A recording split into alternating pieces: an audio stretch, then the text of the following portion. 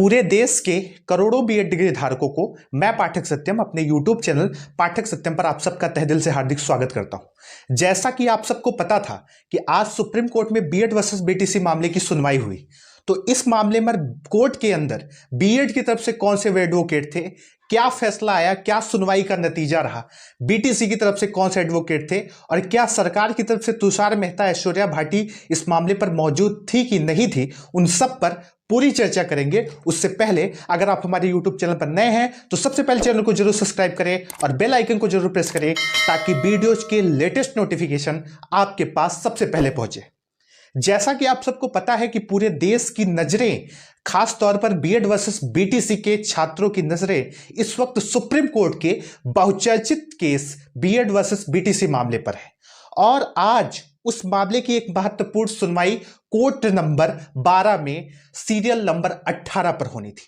मैंने आपको इस वीडियो के पहले भी बता चुका था कि यह केस पूरे देश के करोड़ों बीएड डिग्री धारकों के लिए बहुत ज्यादा महत्वपूर्ण है, क्योंकि इसी से यह तय होना है कि बीएड वर्सेस बीटीसी मामले की सुनवाई सुप्रीम कोर्ट में बीएड वर्सेस बीटीसी मामला से यह रास्ता तय होना था कि बीएड प्राथमिक शिक्षक भर्ती में रहेगा या नहीं रहेगा। और इसी मामले की आज सुप्रीम कोर्ट में सुनवाई हुई, क्योंकि मैं खुद वीडियो कॉन्फ्रेंसिंग के माध्यम से इस केस से जुड़ा था और लाइव हियरिंग सुन रहा था, देख रहा था। तो कोर्ट के अंदर जो कुछ भी घटनाएं हुई उन सब का सार आप सबके सामने पहुंचाने की कोशिश करता हूं। सबसे पहले मैं आपको बता दूं कि diary number 300/718/2021 BEd versus BTC मामले की सुनवाई आज सुप्रीम कोर्ट में कोर्ट नंबर 12 में 16 नवंबर को आइटम नंबर 18 पर हुई। और जो जज थे इस मामले के वो थे जस्टिस अनिरुद्ध बोस और जस्टिस बेला एम त्रिवेदी।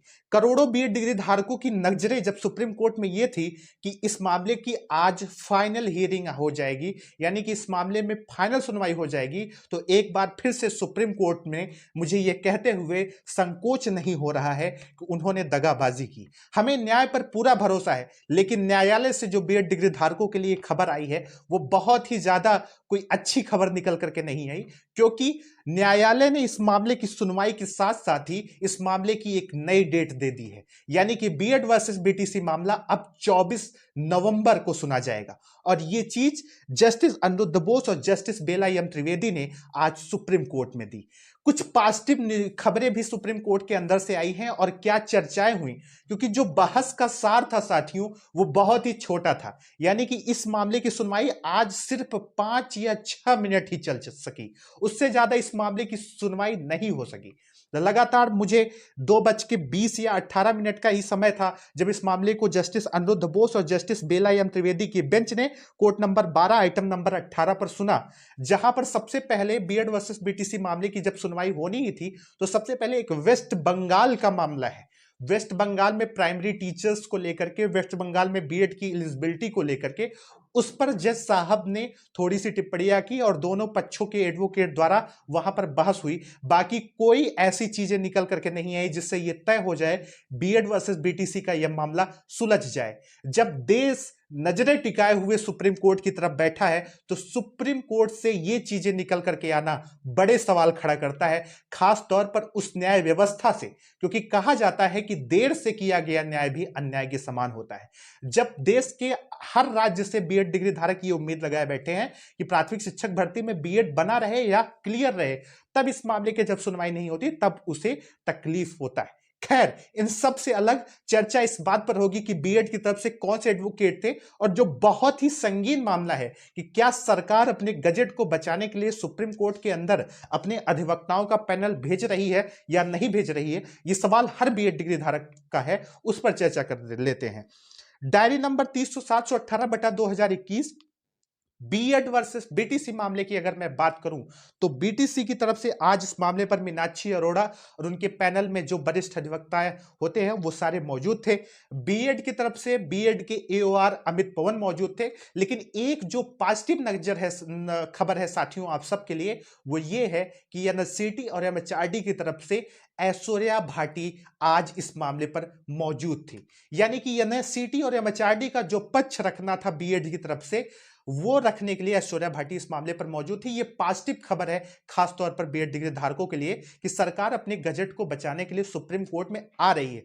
लेकिन इतने से काम नहीं बनने वाला है। जब अब इस मामले की सुनवाई फिर से 24 नवंबर को होगी तो आवश्यकता इस बात की है कि तुषार मेहता इस मामले पर सुप्रीम कोर्ट में भी वो भी प्रेजेंट रहें, तभी बीएड की जीत प्रबल चांसेस होते हैं। और ये करना भी चाहिए ताकि बीएड के लिए जो गजट एनसीटी का 2018 का बना है उसमें बीएड जीत जाए और बीएड प्राथमिक शिक्षक भर्ती में बना रहे।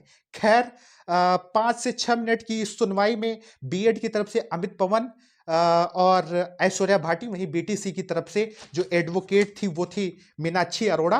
क्यों नहीं हो पाई आज इस मामले की फाइनल सुनवाई, ये बहुत सारे बीएड डिग्री धारकों के मन में है। देखिए, मैं यहां पर आपको सारी चीजें ऑथेंटिक न्यूज इसलिए दे रहा हूं क्योंकि जो कोर्ट के अंदर घटित हुआ उसको मैंने अपनी आंखों से देखा, इसलिए किसी और की बातों में आपको भ्रम में आने की आवश्यकता नहीं है। यही वो तथ्य थे जो सुप्रीम कोर्ट में हुए हैं और यही आपको आने वाले आदेश में परिलक्षित होंगे। 16 तारीख की सुनवाई में सुप्रीम कोर्ट में 5 मिनट के अंदर जो घटित हुआ उसमें वेस्ट बंगाल में प्राइमरी टीचर्स में बीएड की जो एलिजिबिलिटी थी उसके सवाल को लेकर के, चूंकि वो मामला पहले उसी कोर्ट में सीरियल नंबर 3 पर लगा था, लेकिन जज साहब ने उस मामले को 18 के साथ टैग कर दिया ताकि उस दोनों मामले की सुनवाई हो जाए, तो उस पर ज्यादा फोकस था। और आज फाइनल सुनवाई ना आने की वजह था एमएचआरडी और एनसीटी की एसएलपी, उसमें कुछ इश्यूज थे नोटिस को लेकर के, इसी वजह से नेक्स्ट डेट दी गई है। तो कुल मिलाकर के बीएड वर्सेस बीटीसी मामले पर जहां देश के करोड़ों बीएड डिग्री धारकों की नजर सुप्रीम कोर्ट में थी, वहीं आज सिर्फ और सिर्फ 5 मिनट बहस हुई।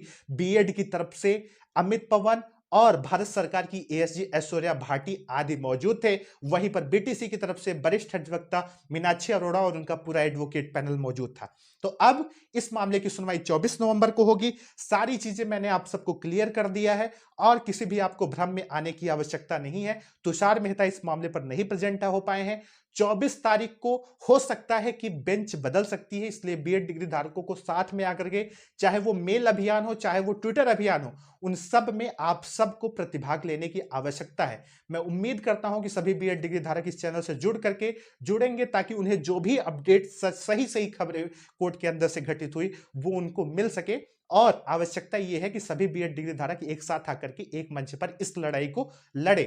जहां तक इस मामले की सुनवाई की बात है वो ये है कि 24 नवंबर को जब ये सुनवाई होगी तो हो सकता है कि बेंच चेंज हो जाए। आज बेला एम त्रिवेदी और अनिरुद्ध बोस इस मामले की सुनवाई कर रहे थे, लेकिन अनिरुद्ध बोस तो हो सकता है 24 नवंबर को इस मामले पर रहें, लेकिन बेला एम त्रिवेदी इस मामले पर रहेंगी या नहीं रहेंगी ये बड़ा सवाल है। देखिए, ये एक जजों के बदलने का जो एक फैक्टर है वो सुप्रीम कोर्ट में बहुत ही गड़बड़ होता है।